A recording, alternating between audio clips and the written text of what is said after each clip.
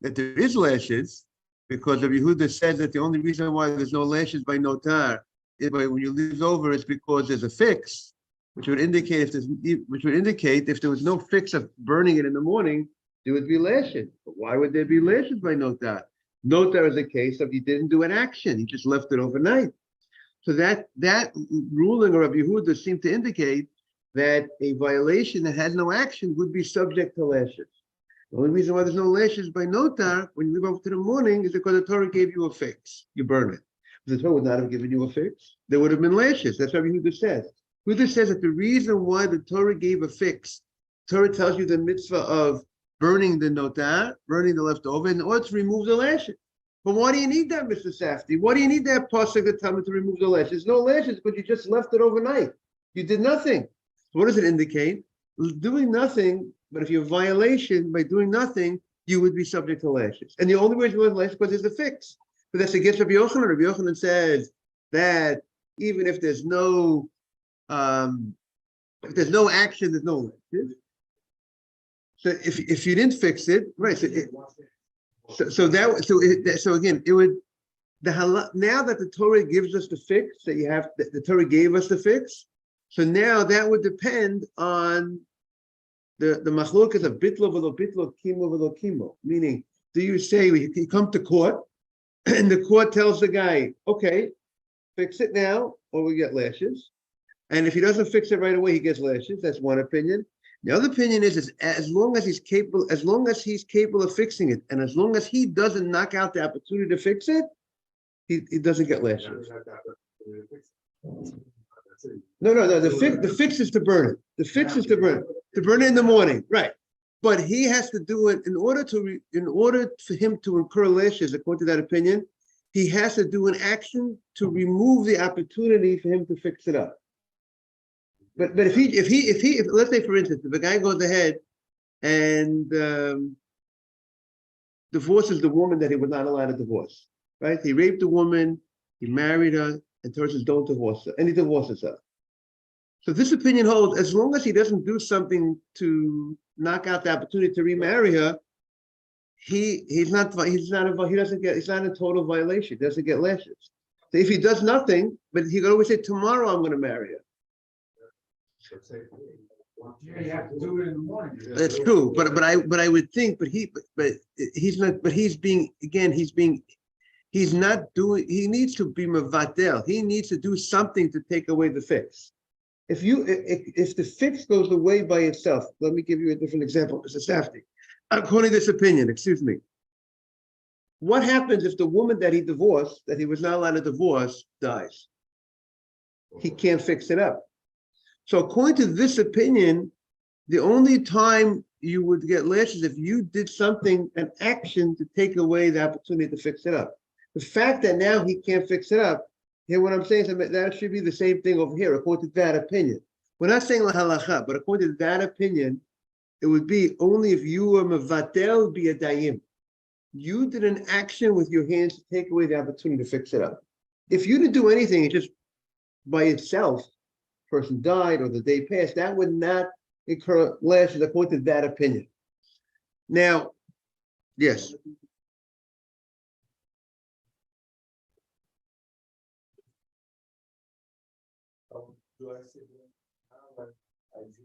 You drank water there, and now you left the place.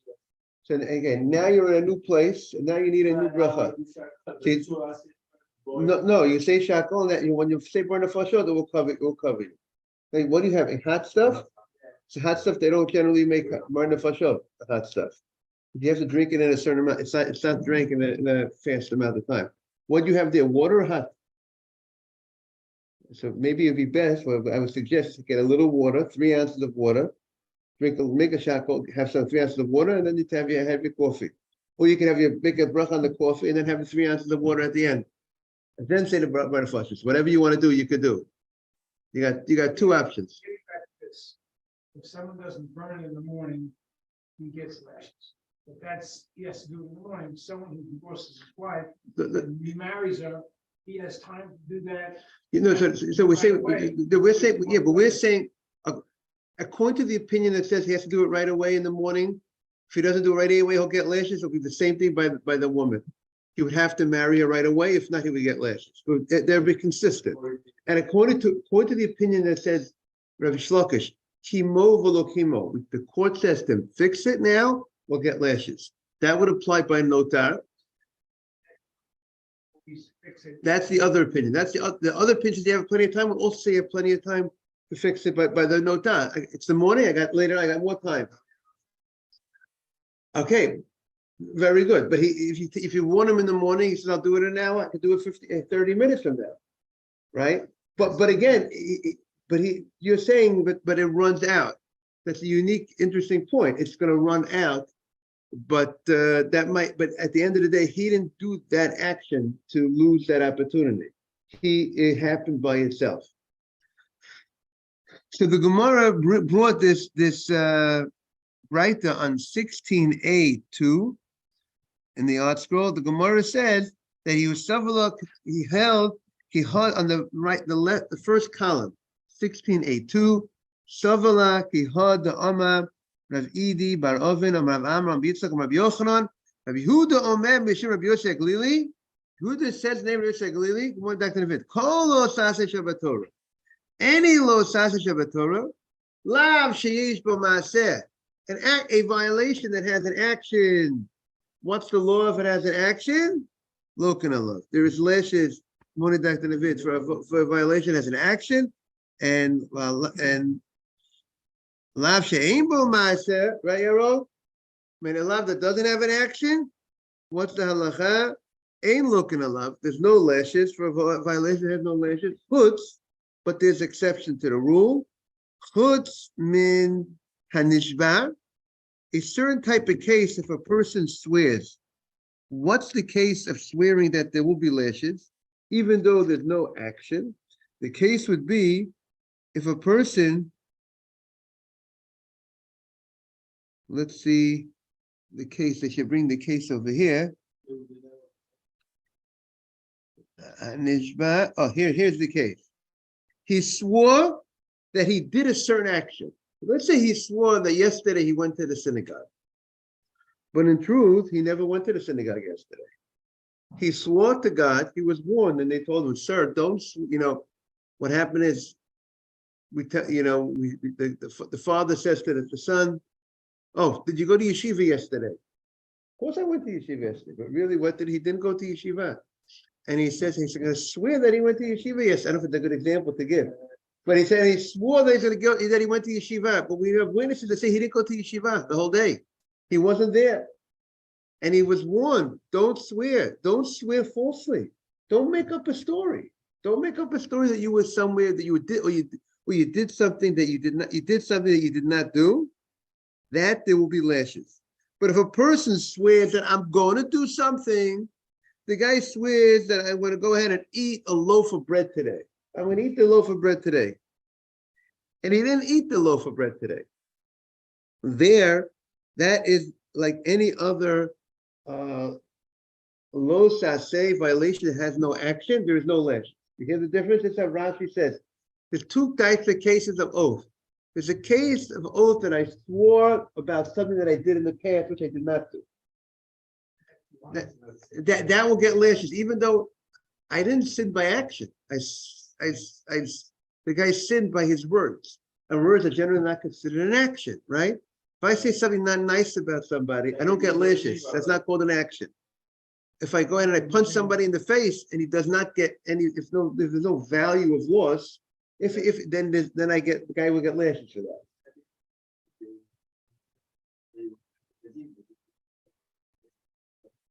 Right, so that's a good question. Why the Gemara does not bring that case as one of the exceptions to the rule.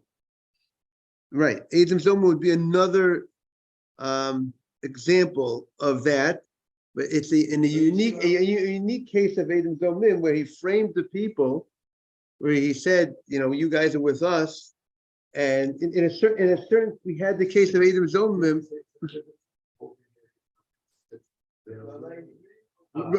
Right. But in general, by Adam Zomim, the general rule is we do to the witnesses what they wanted to do to the other guy. But there are certain examples. If let's say the Gemara says if they wanted to obligate a guy, a Kohen, they said he's a son of a divorcee, and then it comes out that he wasn't the son of a divorcee. I know David is reviewing that Gemara. The Mishnah says there is no lash. There is lashes in such a case, even though the violation was done through words.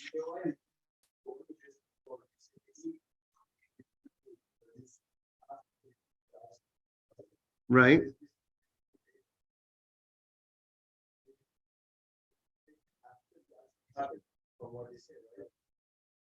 Say it again.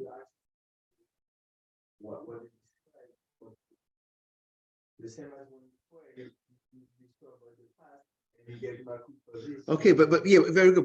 But your question is still a good question. We're going to answer your question, but it still should be listed. It's an independent case. The Yaron is asking the question: why isn't Edom Zomimim listed as another exception of the rule? That it's something without an action and they get lashes. It's interesting to note that the Gemara on Beis Amabei, Bet Amabei, 2b, says that the reason why there are lashes by Edom Zomimim is because there's an extra pasuk in the Torah to teach us that there's lashes. Because really, there should not be lashes by Edom Zomimim because it's a lav she'ein bo maaseh. But it's an exception. It's an exception to a rule because of a special pasuk. So now, so maybe it doesn't. The question, but here these also should be exceptions to the rule because of a special pasuk. So it's still a very good question. Why? Maybe we'll do some homework over Shabbat and Sunday. Why isn't Edom Zomim listed as another case? Unless I'll tell you why. Perhaps an answer is that that the main case of Edom Zomimim does not get lashes. The main case of Edom Zomimim is, what do we do? The main case is we give him what he wanted to do to the other guy, not lashes. Maybe these cases, these are three exceptions, which is, it's always this, but when you curse somebody, there's always lashes, meaning that's the law, lashes. Maymir, we're going to see another case, is also, that's the norm. The only thing is nishba, when a guy swears, we found there's two different types of cases of swearing. So it's not always the norm that there'll be lashes. Look at the Gemara, look at the Gemara's three cases. Chutz min nishba, except somebody who swears falsely about something happened. The first line is lokin. Lokin, I love chutz min nishba, someone who swore, umeimir. What's meimir? The Torah says, if you have a korban, let's say I designated this animal, I said this animal is a korban. It should be for a korban hegdish, for shlo. It's going to be korban olah. The Torah says you're not supposed to exchange that animal and say to transfer the holiness of that animal on another animal. That's called tamura, exchange. Exchange it by saying this is holy and I want the holiness to be transferred to this. What does the guy want to do? He wants to go ahead and take this one that he designated and take it for himself. So what does he want to do? He wants to say, I want to transfer the holiness for the other thing, and I'll keep this one for me. The animal, I really like this animal. I really want it for myself. I consecrated it. I designated it for the korban. He was the one who made it holy to begin with. Even before going to Beit HaMikdash. I want to change it, put it on something else. The Torah says, don't do it, don't do it. Even if this one is not as good as the other one. Even if this one is not good as the other one, lo yachlifenu v'lo yomer tov. Tov bara, ra b'tov. Torah says, don't exchange it. And the Torah says, and if you went in and you did exchange it, Torah says both will be holy, Dr. Navid. If you went ahead and you attempted, Dr. Navid, to remove the holiness of it, both will be holy. Now, if you went ahead and you did it, you were warned, you were told, don't do this. Don't exchange it. Don't attempt to exchange it. And he does, he will get lashes for such a thing. So that's another exception to the rule. And two will be holy. Exactly. Now, the Gemara Tamura says that even though it follows by a mitzvah assay, like Yaron says, that if you went ahead and you did exchange it, they both become holy. So maybe you should say that's the fix. The fix of the violation is that to go make that the second one is holy, and you got to treat it with holiness and bring it as a korban. But the Gemara says that's not. That's what you say. Meaning a fix, meaning it doesn't fix the thing up, but fix means the Torah is telling you this is what I want you to do if you violated the prohibition. The Torah says don't leave over to the morning, but this is what I want you to do is to what? To burn it. Burn it, you still left it over to the morning. It doesn't remove the fact that you left it over to the morning, but that's what the Torah wants. The Torah wants, I want you to burn it, and that's all I want. I don't want lashes for the guy. So here when the Torah says, don't exchange it. The Torah says, if you exchange it, this is what I want. I want them both to be holy. So you might think they're both a fix, but the answer is, the fix would be considered a lav, a nittik laseh, a violation that's followed by a mitzvah aseh, by a positive commandment. But here we have two violations on the table. We have the Torah says lo yachlifenu, and also Torah says lo yomiroto. Two expressions of don't exchange it. Two expressions of don't exchange and aseh. One positive commandment cannot fix, will not be a fix to remove those two violations. And that doesn't have the power. If there's one aseh positive commandment that follows a violation, so that would be that has the power to remove the two violations. So that's what the Gemara says in Tamura. So now the Gemara says the following. The Gemara says, and somebody uses the name of Hashem to curse a fellow Jew. That is, and the Chaya Adam, right, when he wrote a sefer about 300 years ago, and what he wrote over there is, even if you do it in English, he wrote about Yiddish. If you use a name that's referred to God, and you go ahead and use that expression, and you curse someone using that Yiddish name that God is referred to, what I recall, he also said that would be considered using the name of God. So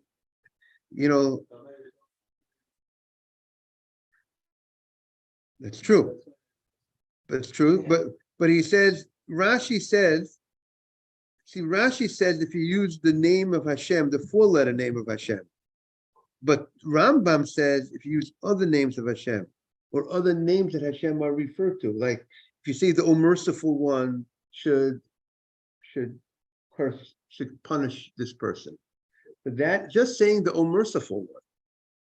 He said it in English. He said it in Yiddish. He said it in any language. So the question would be, if the guy says God, would God be also considered, we have to look at the Chaya Adam if God would, but if you use the name that refers to God, according to the Rambam, there would be an obligation of lashes. People have an expression, sometimes they say God, and then they follow with a word like D, which starts with a D, and next letter is an A. Like they say God, something you. D-A, and I want to fill in the next two letters. So now they mentioned God's name. That might be considered a name, that might be. And they gave a curse, but they say D-A something. And then they said to you. So they said, so that might be. So a person, if a person says there's certain words that are the curse. The word, the word D-A-M something, is bad. It's indicating a bad thing. People are very careful how they talk. Good morning, Rabbi. The Gemara says, Rabbi Yochanan Nami. Rabbi Yochanan, now the Gemara says, it's a kasha to Rabbi Yehuda ad Rabbi Yehuda. We have a contradiction of Rabbi Yehuda on Rabbi Yehuda. Everyone have the Gemara? Yeah, the first word in line is Es Chaveiro, right? We have a contradiction of Yehuda and Rabbi Yehuda. What's the contradiction of Yehuda and Rabbi Yehuda? Because one place, Rabbi Yehuda says in one place, Alav she'ein bo maaseh, a violation that doesn't have an action, that there is no lashes. And in one place he indicated that there would be lashes. Because by the case of notar, he indicated there would be lashes. Because he says the only reason why there's no lashes is because why? Because there's a fix indicating without the fix there would be lashes, even though if he doesn't do the fix, it depends. One opinion says there'll be lashes right away. One opinion would say only if you knock out the opportunity to do the fix. No, Rabbi Yehuda didn't discuss.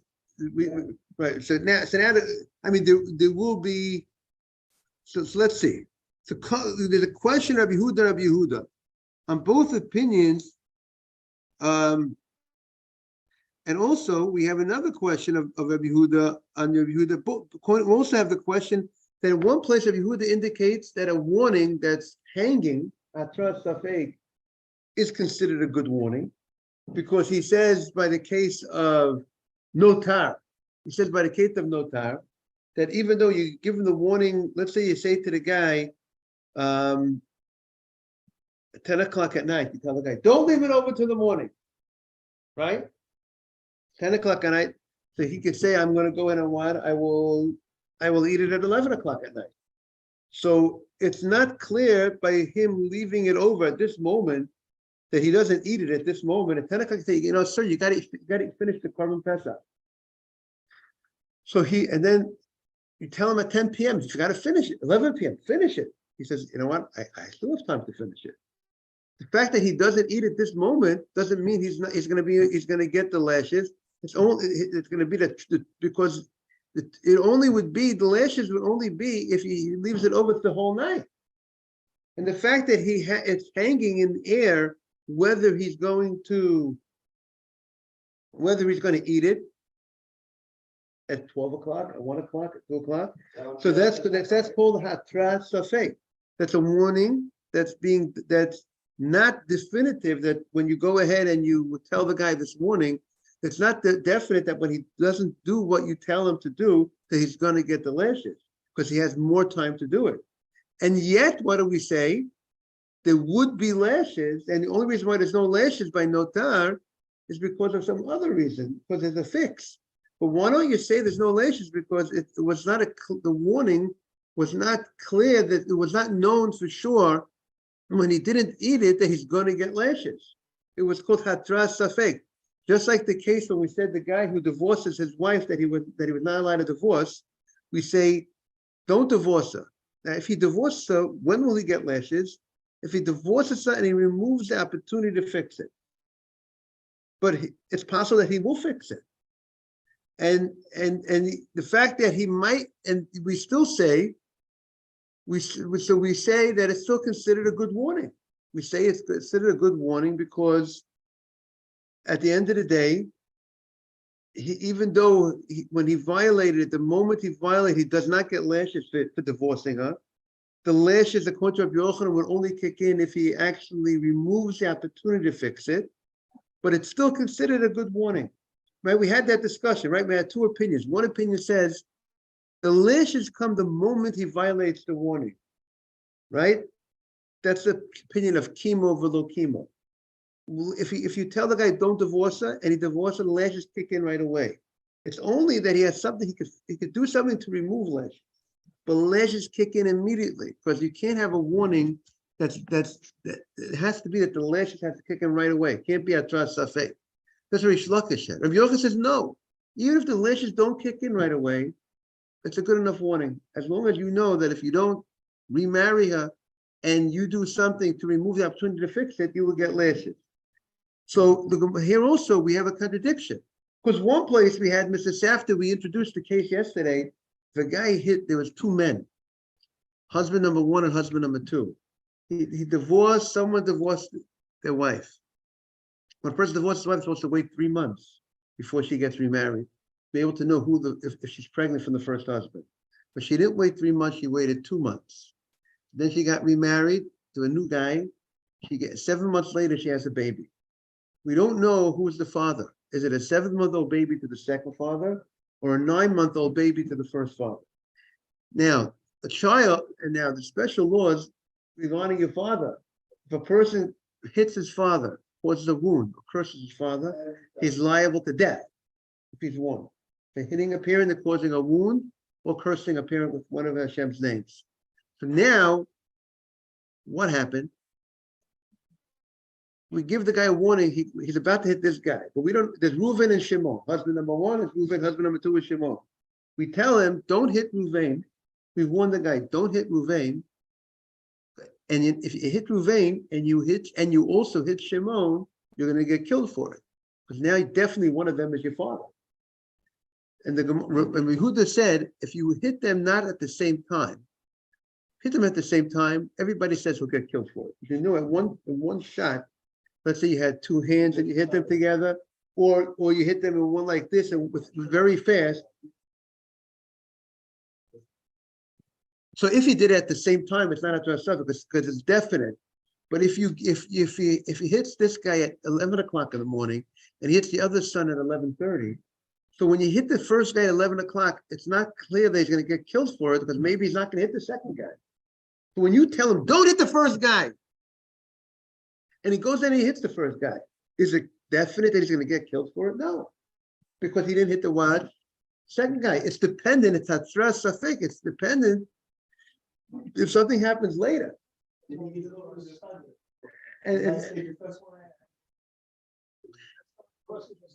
he doesn't know his father, and he didn't hit the other guy at the same time.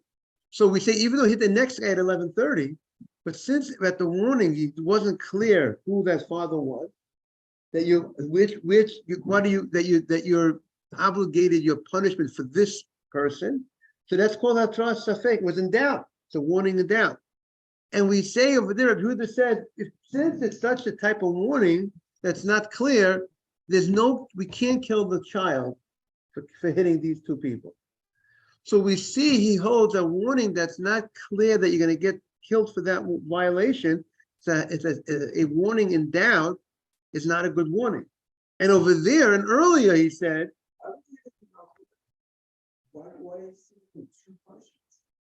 who's getting two punishments?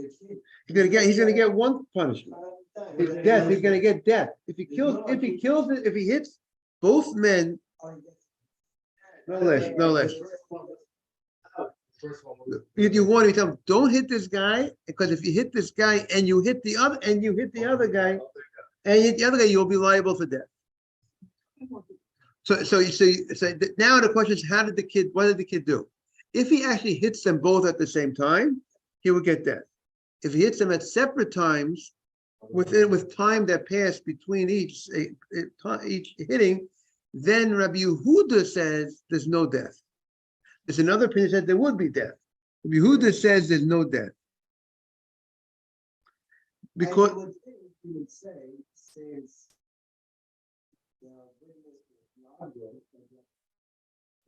the warning, since the warning was not a clear.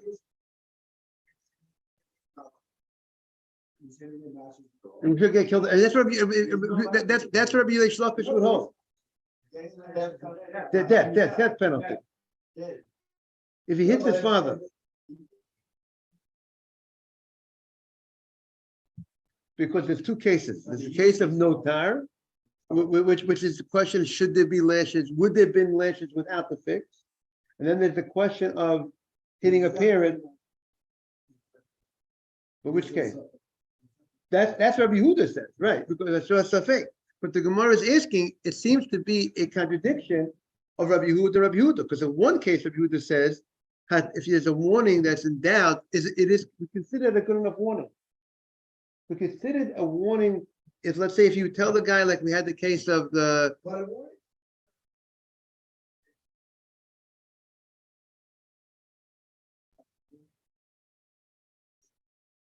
We're warning the guy about death. We're warning the guy about death.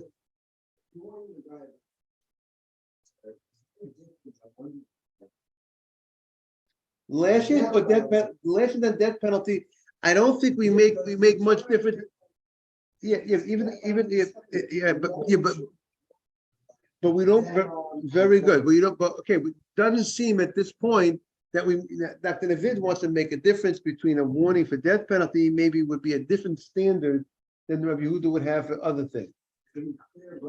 So very good. But the Gemara does not make that distinction. maybe it's an interesting distinction to say maybe it's a higher level that needs to be a higher bar that has to be attained, but the Gemara does not suggest that as a difference. The Gemara says that whatever you need to do to give a guy lashes, you need 2 witnesses, you need a warning and a certain type of warning.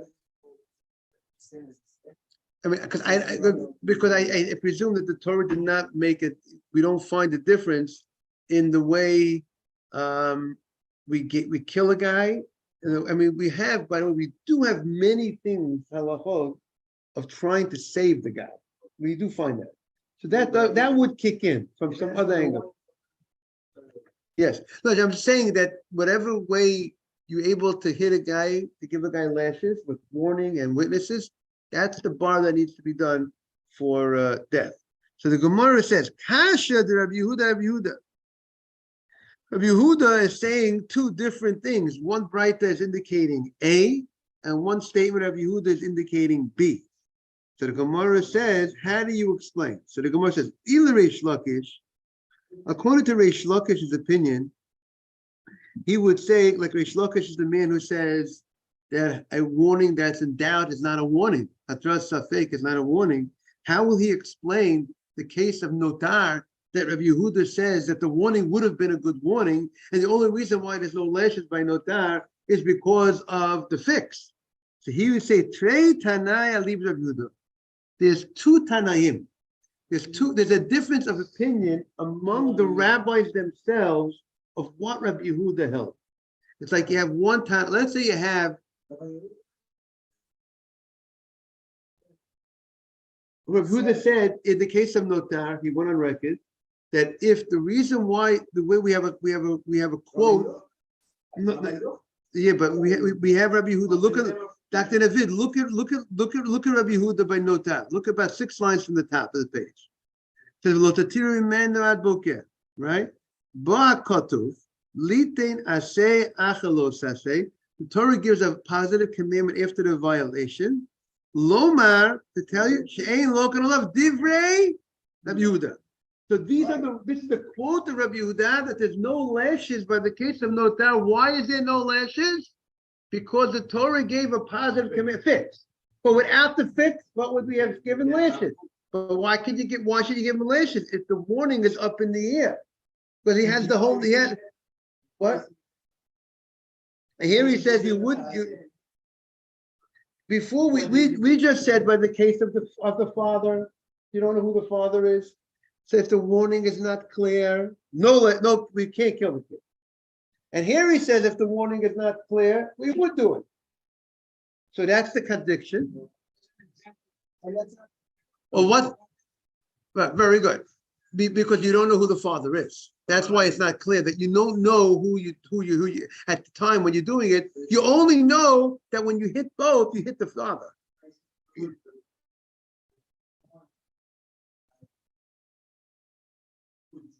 That you're Dr. Navid's corner. You're making a distinction between death and malkut, but the Gemara does not make that distinction. The Gemara doesn't say that because one's the case of death, it has to be a certain type of warning, a higher level warning.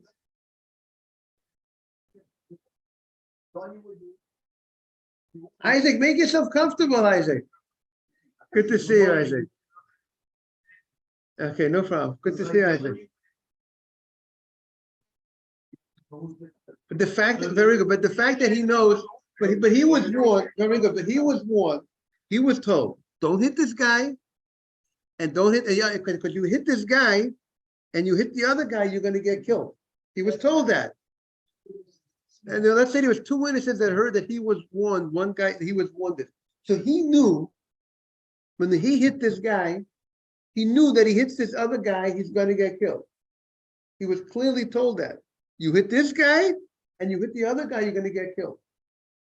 So, but when he hits the first guy, we don't know that he's going to hit the second guy. We don't know, because maybe he's not going to hit the second guy. So that's the warning is not, it's not clear he's going to get death. If he hits these both guys together, he doesn't know who's his father, who's not his father. If you hit both of them together, he gets killed. He knows one of them is his father, even though he doesn't know if it's this one or that one. So the Gemara, it's good what you're asking. It's a good question. But the Gemara is looking at it at this point, we're going to say that he was warned, don't hit this person. And if you hit this person and you hit the other guy, the guy knows he's going to get killed for it. He knows he's going to be hitting his father. But yet, since it's not clear enough to him that he's getting killed for this action, because maybe he's not going to hit the other guy.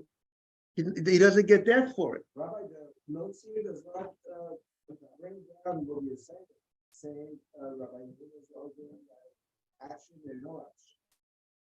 There's 2 points. There's 2 points of Rabbi Yehuda. There's 2 points of contradiction here. It says, what is it here? You're on note. You're on 6 years. If that one does not include that person violating the prohibition that does not involve an action. It's not something that as well. Keep on going. There we go. You see, there's two things that he's saying differently regarding uncertain warning. Right. So you see, so that's what the Gemara. There's 2 things. So you got it? So you see that? So there's 2 things here, both by the warning. So the Gemara answers.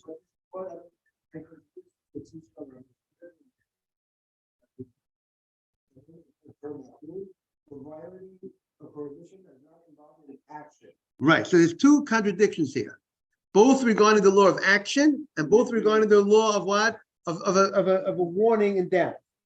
Both issues, they contradict themselves. So the Gemara answers the following. There's 2 Tanaim, two different opinions of what Rabbi Yehuda held. One opinion held that Rabbi Yehuda holds that a warning that's in doubt is not a good warning. And one opinion said that Rabbi Yehuda held a warning that's not in doubt is a good warning. So that, you're asking, is the contradiction of Rabbi Yehuda? It's 2 different rabbis. There's 2 different rabbis have understanding of what Rabbi Yehuda held. One rabbi held Rabbi Yehuda held this, and one rabbi held Rabbi Yehuda held the opposite. So it's not it's an argument of the rabbis.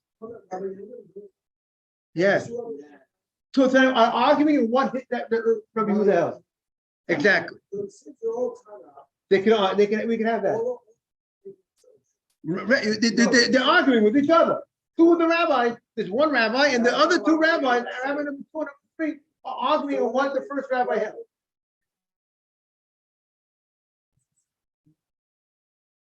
That's also we said before. We said before there was a Rabbi Yehuda of his own opinion.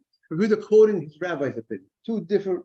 One's opinion. Let's just finish this more for a second. And Il Rabbi Yochanan lo kasha hadidei haderabbe. That's Rabbi Yochanan.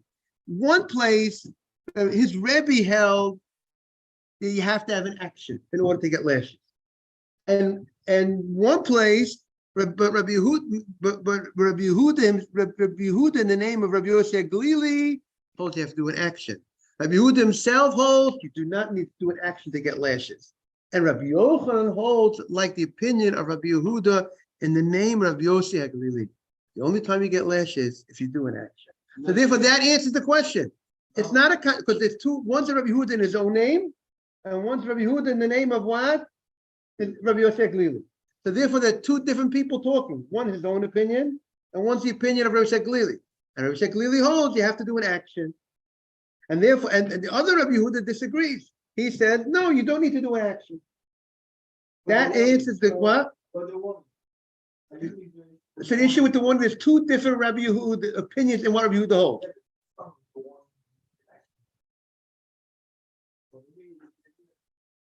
But the action, you say it again? Yeah.